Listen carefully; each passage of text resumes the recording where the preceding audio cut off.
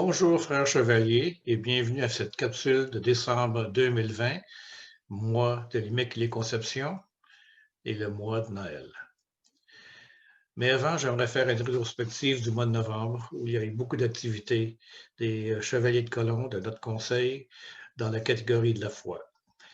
Tous les dimanches, comme dans les mois précédents et dans les mois à venir durant la pandémie, les Chevaliers ont reçu les paroissiens pour les messes du dimanche, qui ont lieu soit à Saint-Cœur-de-Marie ou à Saint-Joseph. C'est un ouvrage qui souvent peut être ingrate, mais dans le froid, dans la mauvaise température et dans le beau temps, les chevaliers étaient à l'appel. Et je vous remercie énormément.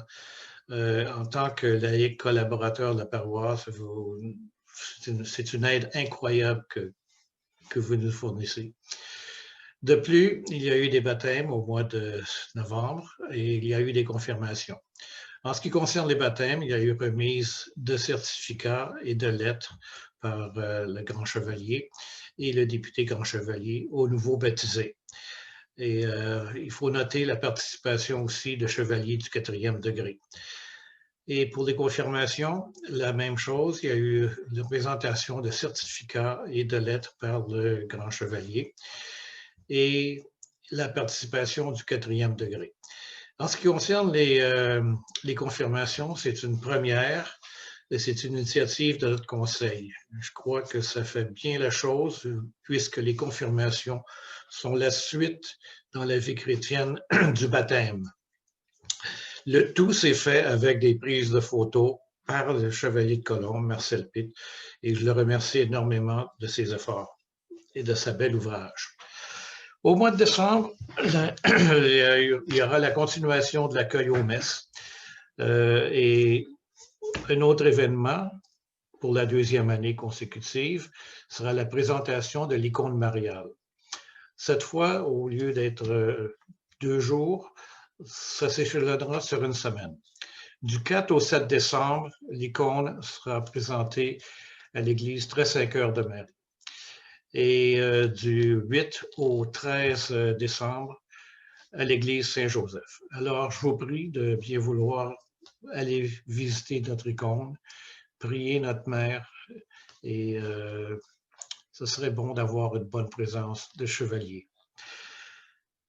Pour les messes de Noël, cette année, il y en aura 10.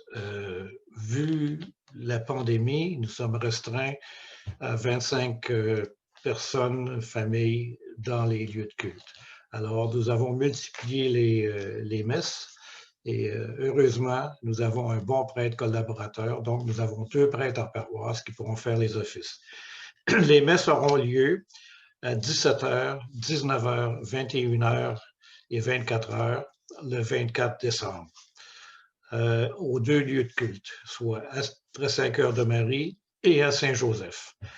Le 25 décembre à 11h sera aussi la messe de Noël et le tout, vous serez reçus par les chevaliers de Colomb qui seront là pour prendre les présences et vous accueillir. Alors, c'est à peu près les plus gros événements qui peuvent se passer dans la vie chrétienne du mois de décembre. Et nous y faisons partie et j'en suis fier. Et je vous remercie encore une fois de toute votre aide.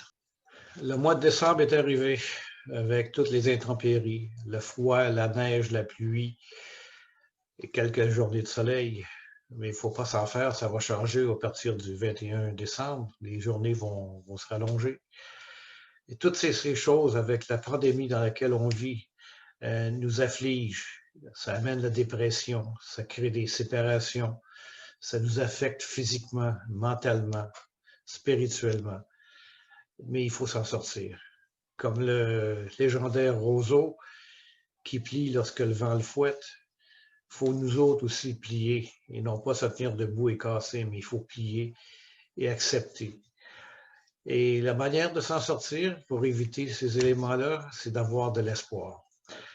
Nos parents, vous savez, ont passé tous à travers cette période dans la pandémie de la grippe espagnole au début du siècle dernier. Notre fondateur, le bienheureux révérend Michael McGivney, a œuvré dans cette époque-là et ça l'a tué. et ça l'a fait renaître dans une autre vie. Alors, allons dans l'espoir. Il faut espérer, c'est d'ailleurs le thème de l'Avent.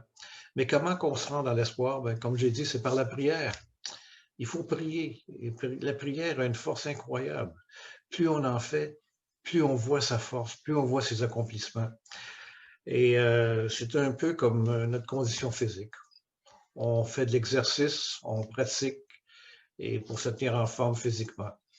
Intellectuellement, on le fait en faisant soit des mots croisés, soit d'autres exercices intellectuels, la lecture. Mais il faut exercer notre spirituel aussi. Et c'est par la prière. Et je vous le recommande parce que c'est incroyable ce que ça peut faire. Moi, j'ai vécu des expériences incroyables avec la prière, mais il faut pratiquer. C'est de même qu'on voit les résultats. Alors, comment qu'on fait la prière? À qui fait-on la prière? On prie Dieu, on prie la Vierge Marie, notre mère, on prie les gens qui nous sont chers, qui ont passé. On prie nos saints favoris ou tous les saints. Et ils vont nous écouter, ils attendent que ça, ils attendent que ça pour nous aider. Et c'est ça qu'on fait par la prière. On prie on leur demande quelque chose. Et on prie comment? En se refermant sur nous, en travaillant, en marchant, en méditant, avant de se coucher le soir, en se levant le matin. C'est pas besoin d'être des longues prières, des courtes prières font aussi bien l'ouvrage. Alors, je vous encourage tous à la prière et dans l'espoir. Il y a de l'espoir, ça va bien aller, comme dit le dicton qu'on voit souvent avec l'arc-en-ciel. Mais il faut y croire. On y croyait au mois de mars, au mois d'avril. Il ne faut pas lâcher, il faut continuer à y croire, ça va venir. Et en terminant, eh bien, je vais vous souhaiter un très joyeux Noël. Et il faut que je mette mon chapeau d'occasion. Et voilà, je vous souhaite un très beau temps des fêtes. Prenez soin de vous. Venez à l'église au service de Noël, d'avant Noël, en gardant la distanciation, en ayant le sourire, en soyant prudent. On vous aime. Gardez l'espoir. Joyeux Noël et on se revoit au mois de janvier. Tout ça dans l'espoir, l'humilité et la bonne humeur. À bientôt.